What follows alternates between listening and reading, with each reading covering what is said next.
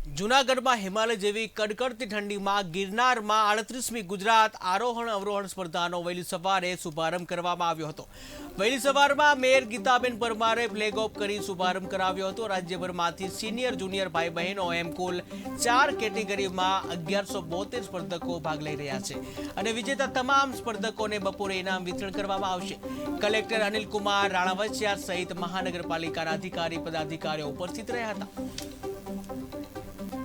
જિલ્લા યુવા વિકાસ અધિકારી જૂનાગઢ આજરોજ ગુજરાત સરકારના રમતગમત યુવા અને સાંસ્કૃતિક પ્રવૃત્તિ વિભાગ ગાંધીનગર દ્વારા આયોજિત અને જિલ્લા વહીવટીતંત્ર જૂનાગઢ સંચાલિત 38મી અખિલ ગુજરાત આરોહણ અવરોહણ સ્પર્ધાનું આયોજન હાથ ધરવામાં આવેલું છે। આ સ્પર્ધામાં સમગ્ર ગુજરાતમાંથી 1175 જેવા ખેલાડીઓએ ભાગ લીધો છે, જેમાં ભાઈઓની સંખ્યા 884 છે જ્યારે બહેનોની 291ની સંખ્યા છે। આ સ્પર્ધામાં ભાઈઓ માટે 5500 પગથિયા અંબાજીમાના મંદિર સુધીનો રૂટ રહેશે, જ્યારે બહેનોની સ્પર્ધા માળી પરબ એટલે કે 2200 પગથિયા સુધી રહેશે। આ સ્પર્ધામાં જે લોકો 1 થી 10 નંબર પ્રાપ્ત કરશે અને ગુજરાત સરકાર દ્વારા વિવિધ પુરસ્કારો, ટ્રોફી અને પ્રમાણપત્ર આપી અને સન્માનિત કરવામાં આવશે। નમસ્કાર, હું જિલ્લા યુવા વિકાસ અધિકારી